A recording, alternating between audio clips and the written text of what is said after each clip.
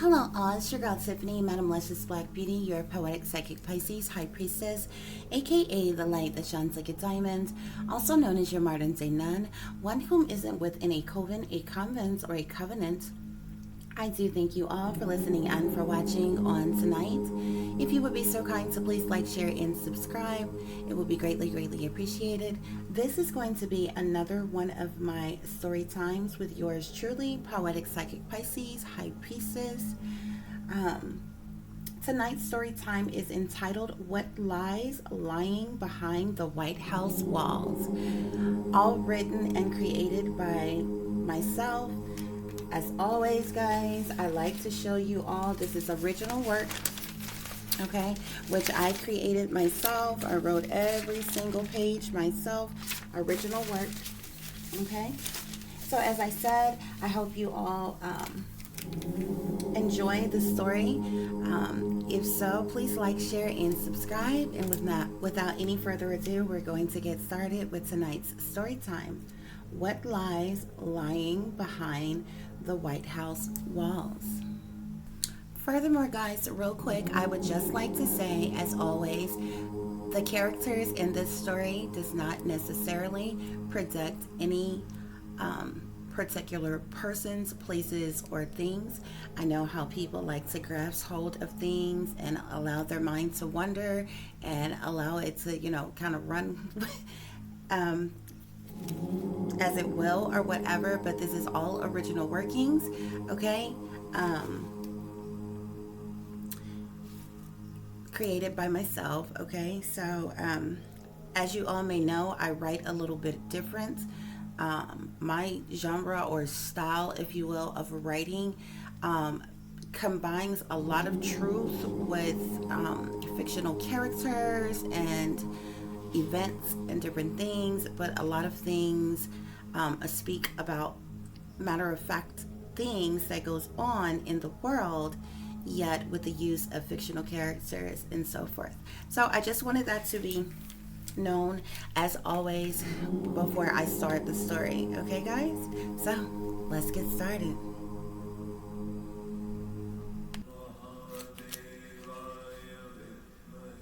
It all began with the sacred oath our commander-in-chief was sworn in to uphold, which is to uphold the law, protect and serve the interests of we the people of this said to be great United States of America, not to mention the United States Constitution, that of which has grossly been disregarded and violated time and time again by many previous leaders and wealthy elites in power.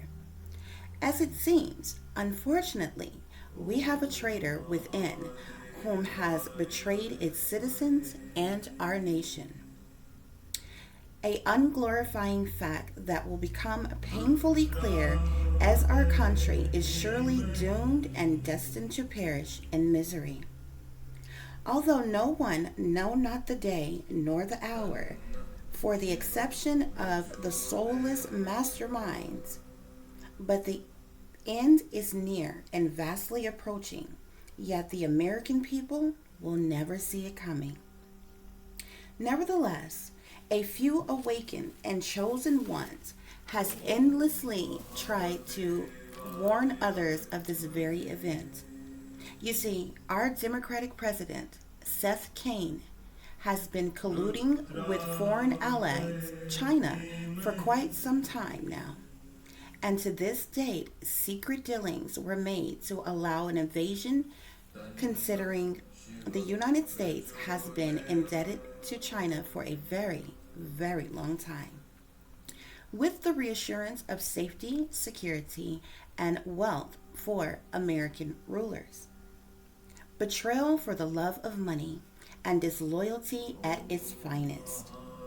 Meanwhile, the lead in technology would overthrow the free world, becoming the new rulers in power to control America as they eagerly massacre the unsuspecting masses. The grand return of the Red Dragon. Furthermore, in consequence,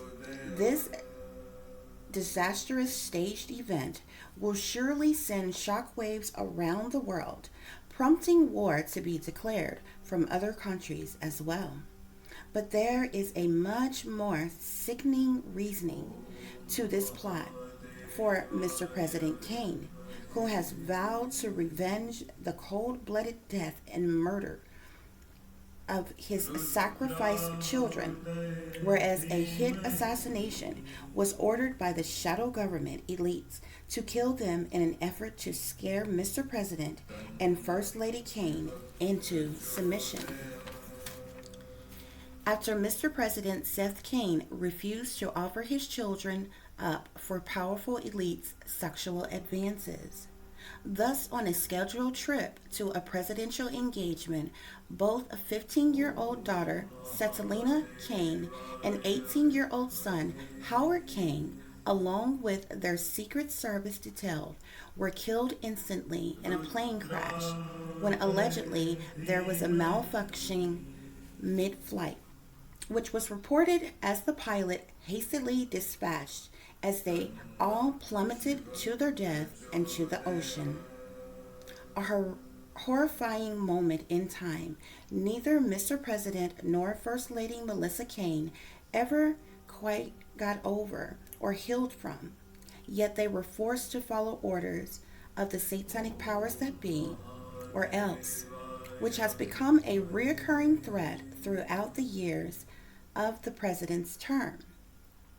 As a result, our leader of the free world began secretly planning, so much so that not even the Secret Service, presidential staff, Democratic National Convention, Republican National Convention, military officials, FBI, CIA, Department of Justice, Department of Defense, high-ranking government officials, wealthy elites, satanic powers that be, the shadow government, or even the United Nations were aware that we got a goddamn traitor in the White House Oval Office.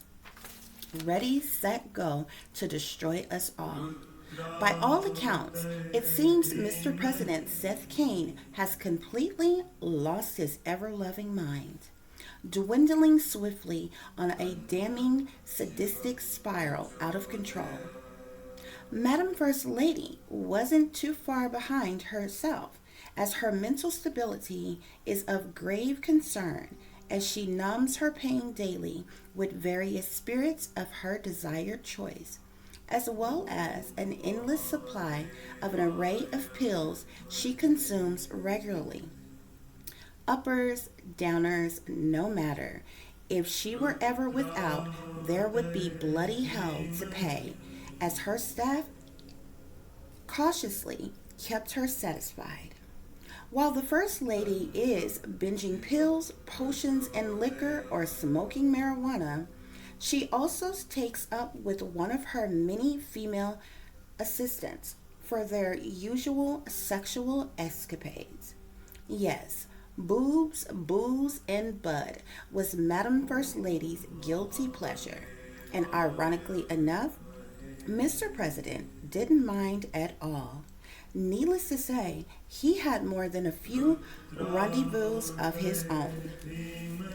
I suppose the presidential family had a secret understanding no one else would quite understand. Meanwhile, Madam First Lady never stayed sober, and Mr. President grew angrier with every passing moment. Nearing the end of his second term, needless to say, Mr. President Kane planned to have the White House and leave with a big bang, sealing the fate of his presidency, which is sure to make history in future years to come. That is, if and when the people recover from such deception, destruction, and chaos. Present day, December 6th. Tensions are higher than normal. Since the recent election that awarded Republican Lucille Santana as the United States' next and first female president, or so it seemed to the general public. In fact, Madame Lucille Santana is the first transgender president. By all appearances, Lucille walked the walk, talked the talk, and beautifully looked like a biological woman. But those in the know are more than aware that Madame Lucille Santana is not only transgender, but she still proudly have her penis. Suppose it's a man's world after all. Yet, needless to say, the Democratic National Convention was fuming at its loss, and Mr. President Kane's blood was boiling with fury in his last days in office. However, with the holidays coming, the first family made arrangements to spend Christmas and a couple of weeks at their luxurious mansion in Malibu, California, before returning to the White House for their annual holiday engagements and social events, during which time various activities have suspiciously been taking place within the U.S.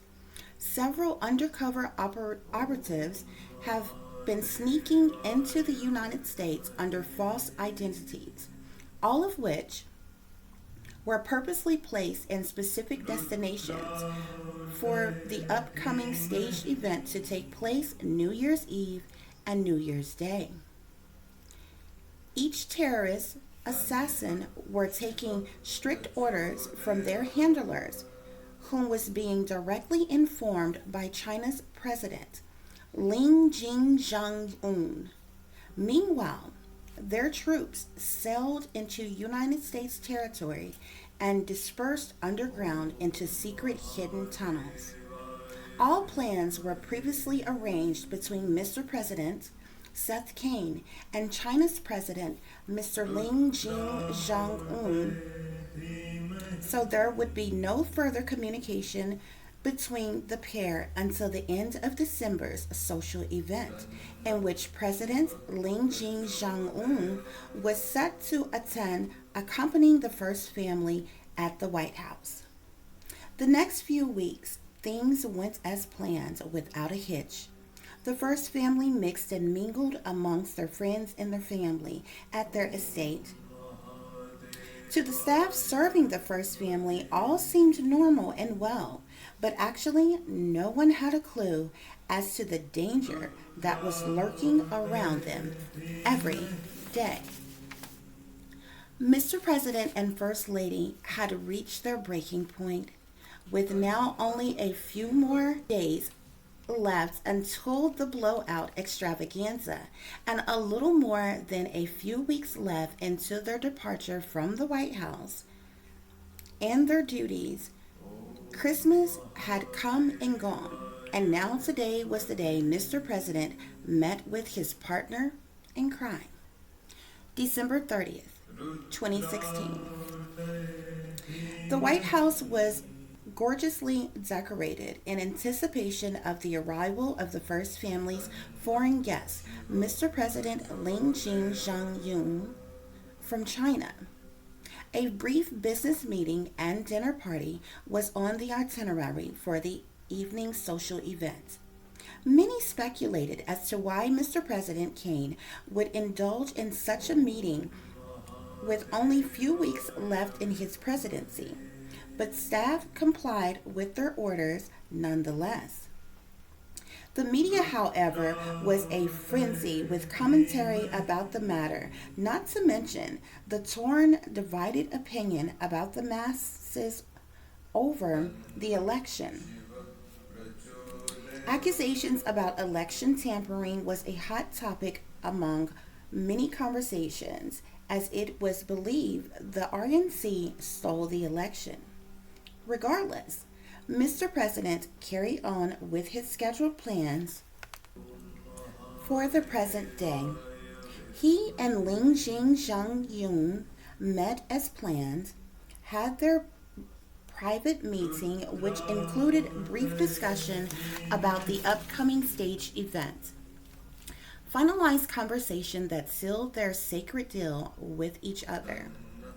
As arranged on December 31st, a psyop would take place to cause a distraction which would sway American authorities' attention.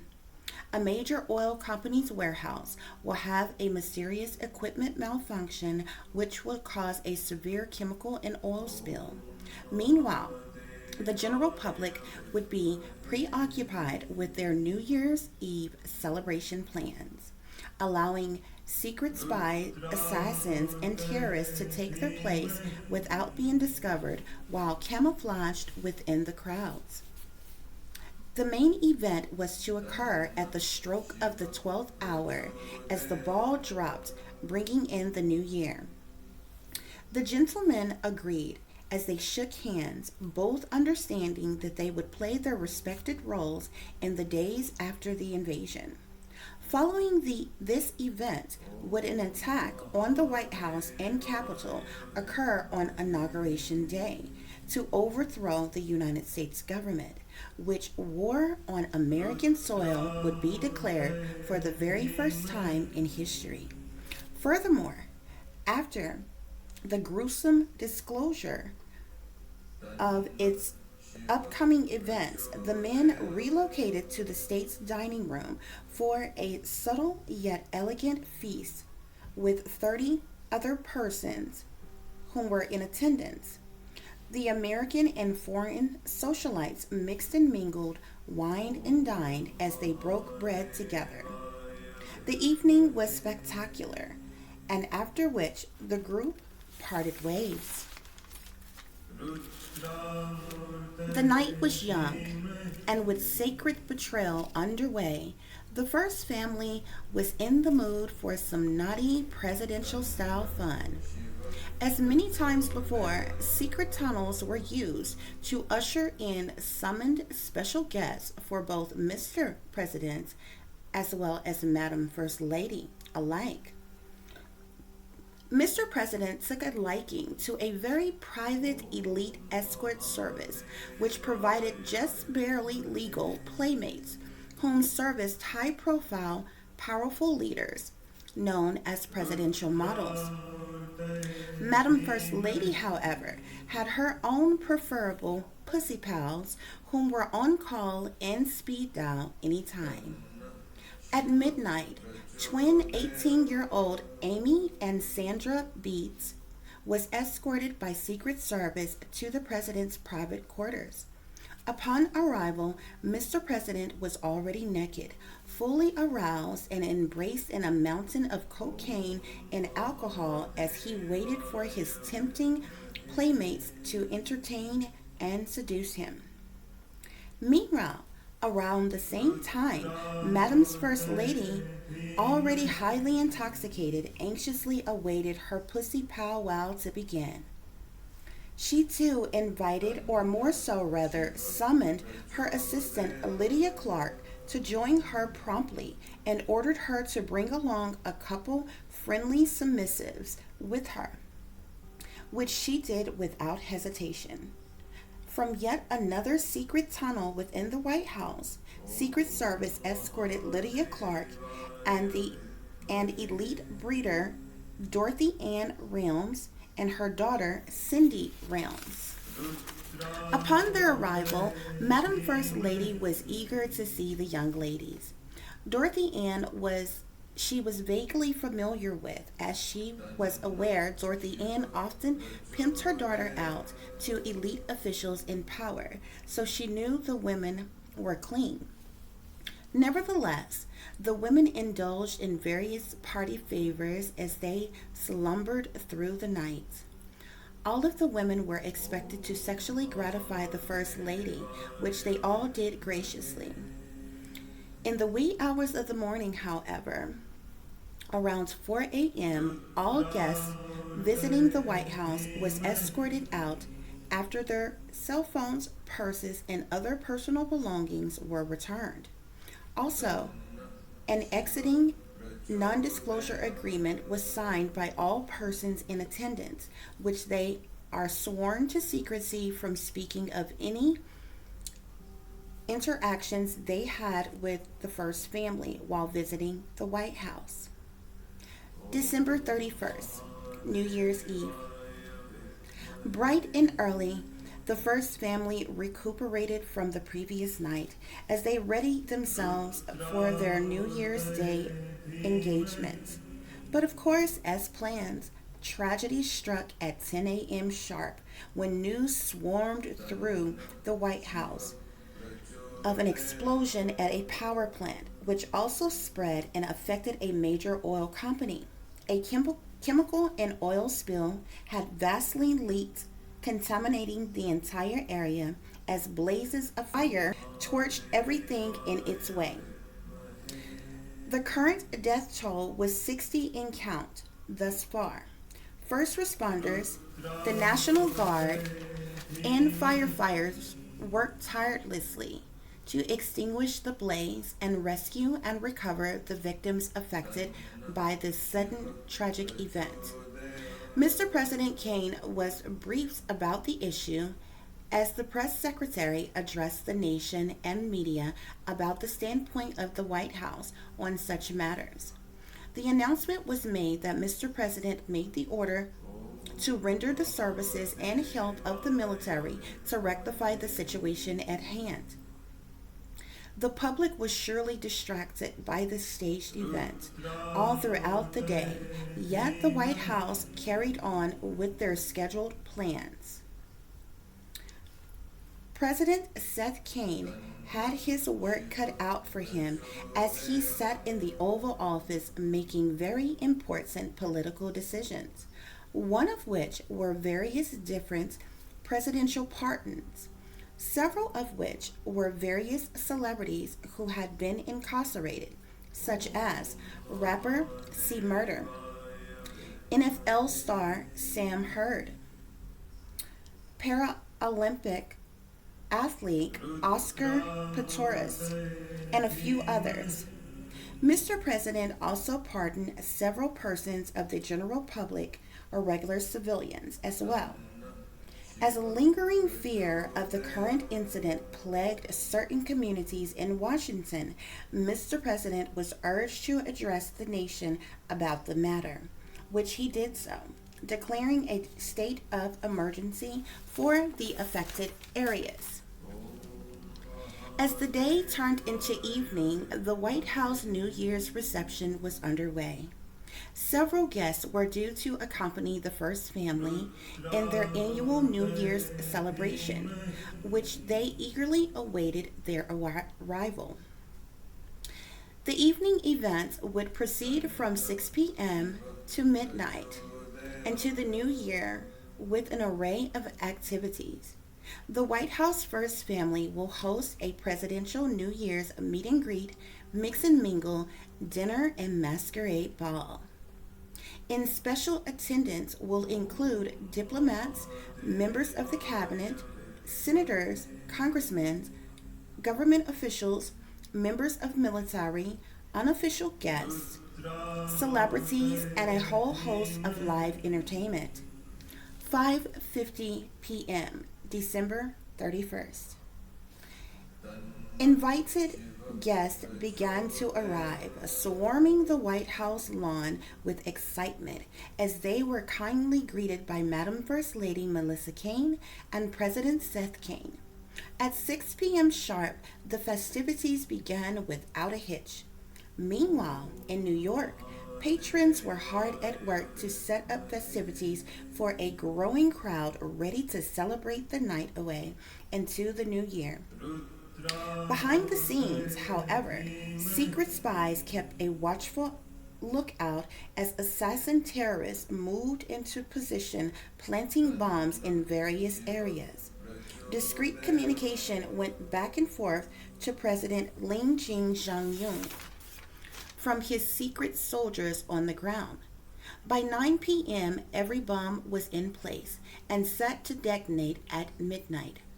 All terrorist foot soldiers on the ground mixed amongst the growing crowd of partiers throughout the night, being sure not to draw undesired suspicion to themselves. Everything thus far seemed as normal. People all over the United States of America gathered together with friends, associates, family, and lovers to bring in the new year. The one night of the year, people of all shapes, sizes, colors, and creeds cut loose and lived life on the edge as they carelessly and recklessly indulged in their guilty pleasures of fun, partying, drinking, highs, lows, as they momentarily forget their sorrows to enjoy the night fully. 11:50 p.m. Back at the White House, Mr. President and First Lady made their way through their crowd of guests to reunite with each other as they anxiously watched the clock. The couple gazed at each other as they held hands intensely. Tears filled their dilated pupils as they stared each other down, knowing the Big Bang main event was about to happen. Onlookers just assumed that the pair of them were enthralled with the night's engagements, as the new year was about to be officially here. 11:59 p.m. The final countdown began. 10, 9, 8, 7, 6, 5, 4, 3, 2, 1. Times Square ball dropped as the crowd cheered in excitement. All of a sudden, 6 different massive bombs erupted, causing a violent outburst of explosions. Injured bodies dropped to the ground by the hundreds. Screams could be heard from miles and miles away as a stampede of people ran for their lives while tripping and trampling over slain victims who lay dead or clinging in injury to life in the streets. The New Year's massacre was horrific. Many on-duty officers and first responders were injured and killed as they too were affected by the tragedy. Calls flooded into the 911 dispatch all through the wee hours of the morning. The FBI, as well as military troops, were ordered to handle the situation promptly, assessing the damages, death toll, and investigating the terrorist attack immediately. Meanwhile, back at the White House, Mr. President and First Lady played their role perfectly as they were hastily ushered to underground bunkers. All other guests at the White House were forced off the White House property in a hurry as the White House was placed under strict lockdown procedures. All top government officials were called into attendance and gathered to address the present terrorist attack on the nation. Leaders scrambled to find out where the threat came from as surveillance cameras were vastly analyzed by the CIA. Panic settled in all over the United States and beyond as the worst terrorist attack in United States history freshly stained the brains of everyone. Breaking news interrupted regular programming on several mainstream channels for various reasons. Of course, the obvious of the coverage from the recent terrorist attack, but also to mourn several reporters who were killed along with many other victims on New Year's.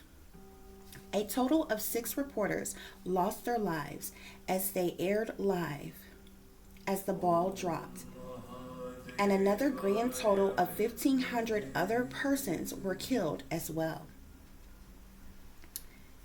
dying as a result to their injuries were another 66 other persons who are now in critical condition due to the trauma sustained after the explosion.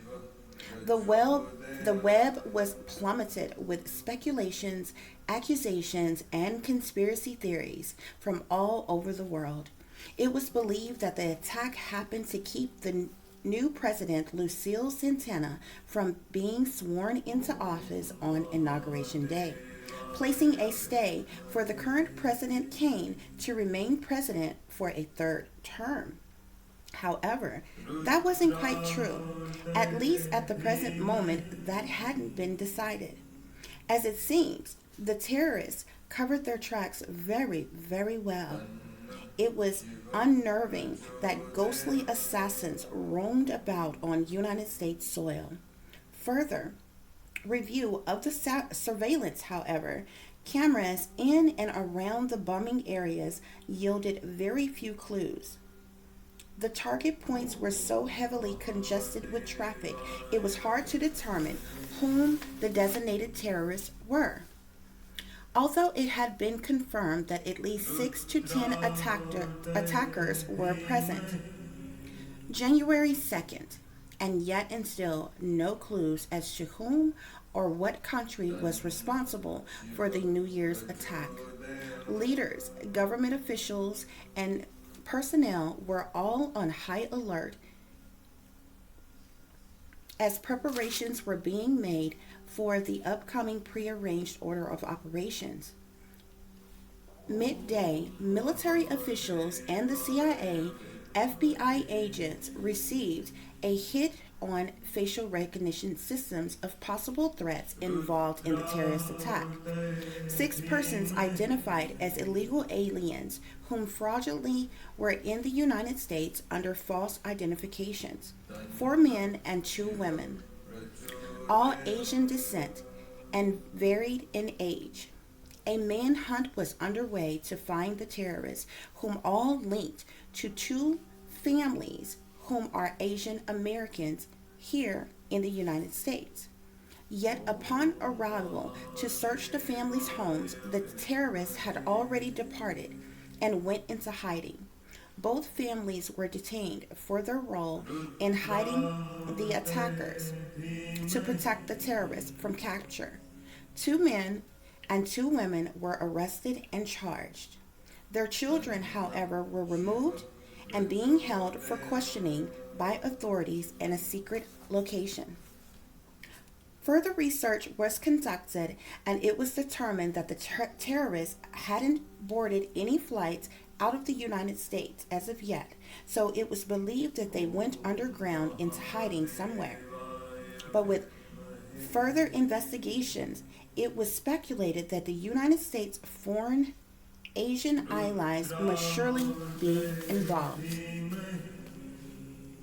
The yet and still current president, Seth Kane, was briefed about the matter with the top lead officials of military, after which many noticed a vast difference in Mr. President, who began to act very strangely. The staff figured that the first family was just nervous and on high alert, as the White House was still under very strict lockdown procedures in case of further attacks. Mr. President, however, did make an address to the nation, ensuring the general public that the United States still stood firm and strong as ever. But Mr. President's voice shook quite a bit as he offered his condolences to all the slain victims and their families whom died on New Year's. With only 18 days left until Inauguration Day, Mr. President and First Lady Kane began planning their departure from the White House. Day by day, their personal belongings were moved to their mansion elsewhere. Meanwhile, a vigorous search continued for the Vanishing 6, as they were dubbed. The 2 families detained, however, were being held at a private underground prison facility where they were tortured for information on the terrorists' whereabouts. Sworn to secrecy, not one of them gave up any information of any kind, obviously willing to die for their overall agenda. A dead silence lingered in the air as the agents probed for a response from the captors. At this point, the satanic powers that be and shadow government was furious that they had been blindsided by this. An investigation was underway as to how such a massive event could happen without their knowledge. Elites high up in power wanted President Seth Kane questioned right away about his private last meeting with President Ling Jiang on January 10th. Mr. President was scheduled to meet discreetly with the heads of military, CIA, FBI, DOJ, and DOD, along with other high ranking government officials. Mr. President knew this day would come, so he was prepared in advance and was well versed on what to say in response to any questions he might be asked. The public wasn't made aware of any such meetings, though, taking place, but speculations began to circulate amongst the masses about President Kane's possible involvement. Nothing directly connected Mr. President to the terrorists or the attack in itself. Yet certain people weren't too pleased with the responses of Mr. President about the matter, or the secret meeting with President and Mr. Ling Jiang, especially with the attacker's native country being China.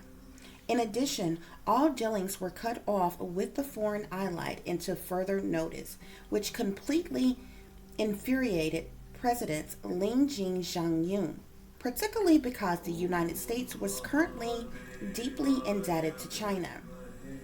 But President Ling Jiang figured as much, that the United States would take that approach before declaring war if and when they found out whom were behind the attacks for sure.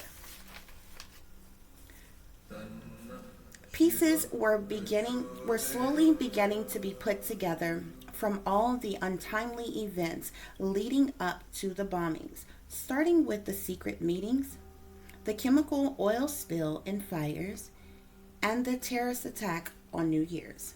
Nevertheless, Inauguration Day was yet and still going to happen on schedule as planned. However, strict measures were put in place for heavier security around the premises.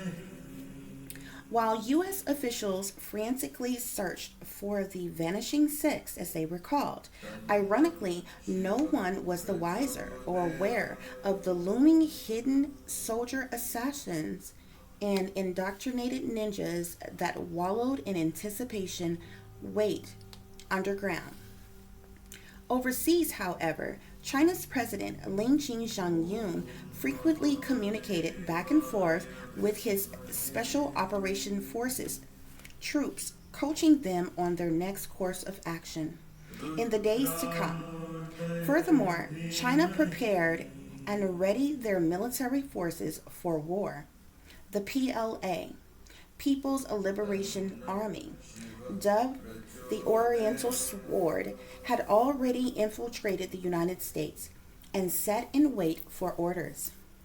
In addition, secret spy double agents already in position within the United States, whom held legal citizenship, some employed by the United States government themselves, others married to wealthy elites in power in the United States, and many others living and working as regular citizens, all of which were purposely planted as spies by China.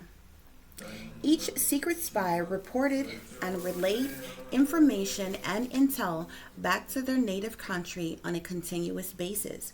Unfortunately, while the United States grossly probed, invaded, violated, harassed, experimented, and surveillanced its own citizens, there are several 100,000 foreign spies and double agents whom by all accounts are legal citizens, yet right under the nose and in their own backyard, reporting classified information back to China every day. January 19th, day before inauguration. Finally, the Special operations forces were on the move, still underground by making its way through the tunnels under the Capitol in Washington, D.C. Secret spy double agents working for the United States government were on a mission of their own as well, serving as the lookout for any imminent danger lurking about. Also, unlocking secured entrances and exits for troops to gain easy access. These agents were also armed with explosives to be planted throughout their day in various different areas. At the Capitol building. Back at the White House.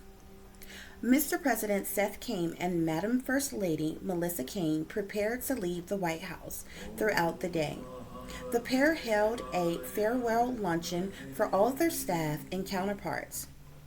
Around midday, a messenger working for the White House visited Mr. President in the Oval Office with an encrypted message directly from President Ling Jing-Jong-un, simply stating Mr. President's honorary departure was green light go. This message was meant to make Mr. President aware that everything was set in stone and ready for swift action on Inauguration Day. The informant whom delivered the message is Korean Asian American and served as Mr. President's Chief of Staff. President replied very well as he firmly stared out the window while pacing the floor. It's a pleasure to serve you, sir, Chief of Staff Nathaniel Yang stated as he turned to leave the Oval Office. Mr. President couldn't help but worry about what was to come. The world was about to be shook to its core without a doubt, and this event was due to air live nationwide. Inauguration Day. Bright and early, January 20th, Mr. President Seth Kane and Madam First Lady Melissa Kane briefly met with President-elect Madam President Lucilia Santana and Mr. First Husband Arnold Santana. The tensions were thick. You could cut it with a knife, but each party put on a brave face for the cameras and public as they maintained a professional public appearance while in transit to proceed together to the Capitol for the swearing-in ceremonies. More secret service and security was in use at and around the Capitol for this sacred event due to previous situations that occurred. A heavy police presence and military officials surrounded every inch of the area, and stricter policies was implemented to search all guests in attendance. Mr. President and First Lady made their entrance and was seated. Then, the moment everyone in attendance was waiting on had arrived. President-elect Madam Lucille Santana and her husband Arnold Santana made their grand entrance and took their respected places. Redhead bombshell Lucille Santana stood at attention, ready to take her sworn oath. Right hand raised and left hand firmly planted on the Satanic Bible, Madam Lucille Santana was sworn into office. All at once, as the onlooking crowd began to cheer, a faint scream could be heard in the distance as a man unidentified yelled a single word, "No!" But before security officials could reach him, a loud boom could be heard from inside the Capitol. The explosion collapsed the walkway entrance and exits for top officials.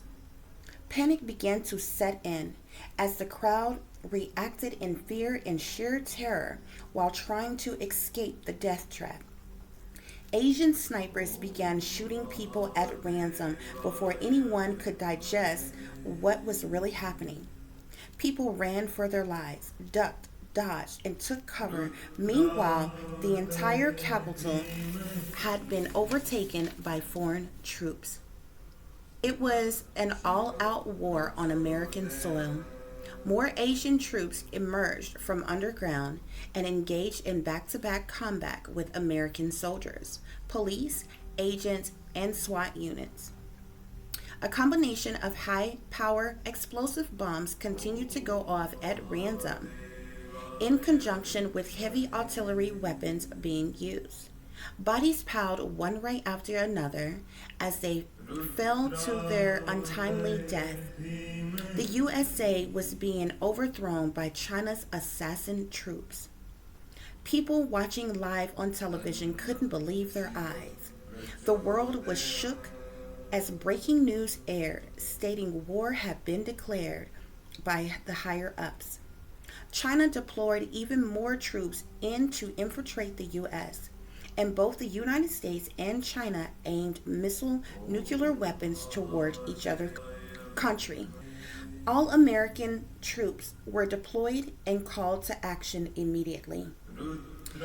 The United States of America was placed under lockdown due to a state of emergency and martial law being invoked. There was many victims affected by this tragedy. Several lawmakers, politicians, and other government officials were murdered in cold blood.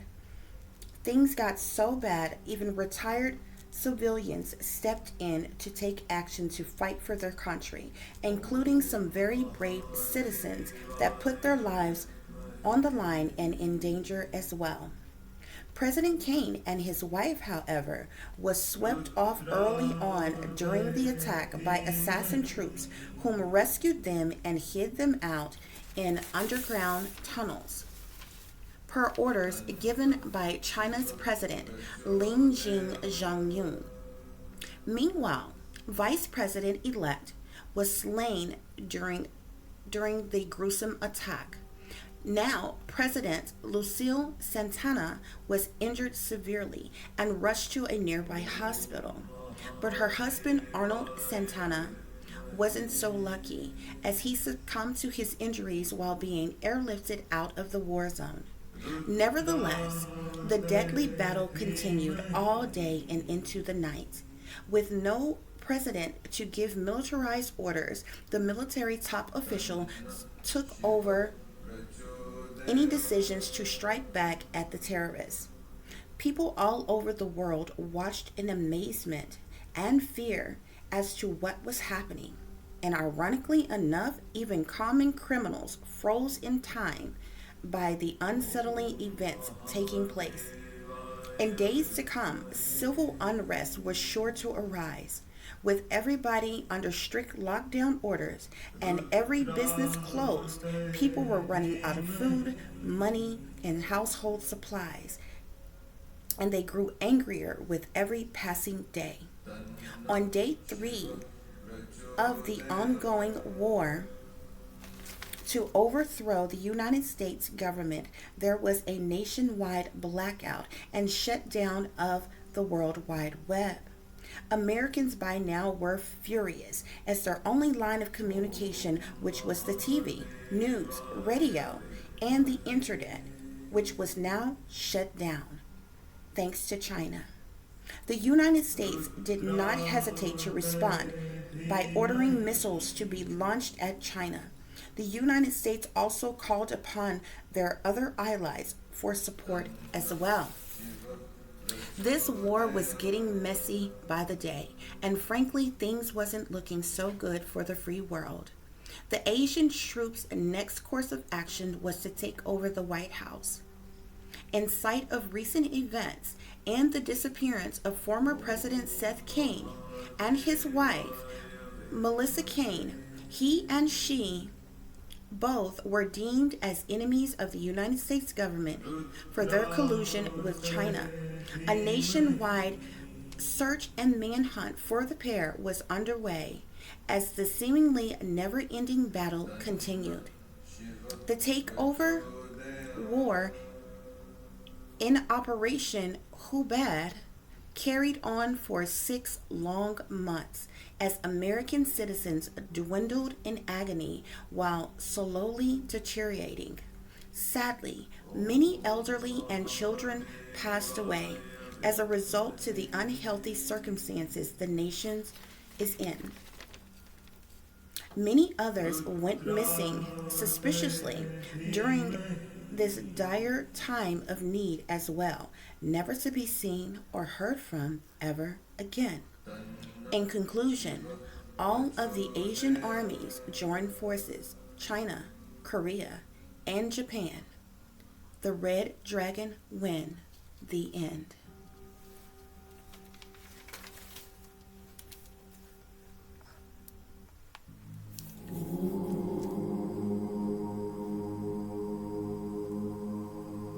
I thank you all for listening and for watching. I hope you enjoyed tonight's story time with yours truly, Poetic Psychic Pisces HighPriestess. I do apologize for getting a little tongue-tied, guys, in some spots there. I'm literally doing this off a rough draft, okay? So I proofread it. I finished writing it. I proofread it, and I'm like, okay, let's do it. So I apologize for being a little tongue-tied. I may do it over to perfect it, because I'm like a little OCD when it comes to my writing and my speaking. But I hope you all enjoyed the story. Okay. This is a very interesting one. I wanted to do something a little different. We've seen so many, different little, movies and different things put into production where, it's about the presidents and the White House and, something crazy and hectic going on. But I've never seen like a spin on it where there's been a spin on it where there's obviously traitors inside, you know what I'm saying? But there's never been a spin on it quite like where the president is involved, okay? And nor does it tell you all like the sneaky, creepy, low down, dirty doings and backroom things that goes on within the White House with presidential figures and families and different things like that. So I wanted to implement that into my story. So just to be different than anything that you've ever seen or heard before. Okay. And yeah, like I like adding the unspoken truth in my writing. Okay, so these are the things that goes on but nobody talks about. It's hush, it's secret. So that's what makes my stories all the more juicy. So I hope you all enjoyed that. Once again, I do apologize for getting tongue-tied in a few areas or whatever, but I may do it over, I may not, okay? But anyway, guys, please like, share, and subscribe. It would be greatly, greatly appreciated. For those of you who would like to contact me, you could do so at tiff.diamond.36@gmail.com. You can also find me on Facebook, which is Tiffany Ziegler. For those of you who want to follow me on Instagram, it's Shine Bright Like a Diamond 36 with an underscore between each word. You can find all of that information in the description box below. For any persons who are interested in donating to the channel, it is greatly, greatly appreciated. You can do so through Cash App, which is $TiffDiamond36, or through PayPal, which is paypal.me/@36diamond. Okay? And for those persons who love to copy and different things, I do these things off the top of the dome. I can write a story like this in a day, okay, when I have the time to sit down and do it, okay? Like when I write, I channel write. Once I start writing, I'm on it. I'm constantly on it or whatever. And it just flows out like that. So I will say this, okay? Instead of trying to steal my work, instead of trying to copy my work, if you would like to purchase my work, if you would like me to write something for you, then contact me, okay? That's all you have to do. So with that being said, guys, as always, take care of yourselves, take care of each other, but most of all, take care of your babies, honey. Remember, this is a wicked, wicked world that we live in. There's wickedness in high places, and there's evil that is lurking around each and every corner, even in the neighborhood near you. So y'all watch your surroundings. Watch the company you keep. Watch surroundings in the company in which your children are in as well. And considering the fact that you never know when someone may betray you, backstab you, try to hurt you, or harm you, honey. Keep you some protection on you. Y'all stay awake, stay aware, stay vigilant, and stay prepared, because if you stay ready, you ain't got to get ready, baby. Until the next time, peace, love, and light. Namaste. I am that I am, created in the image of God.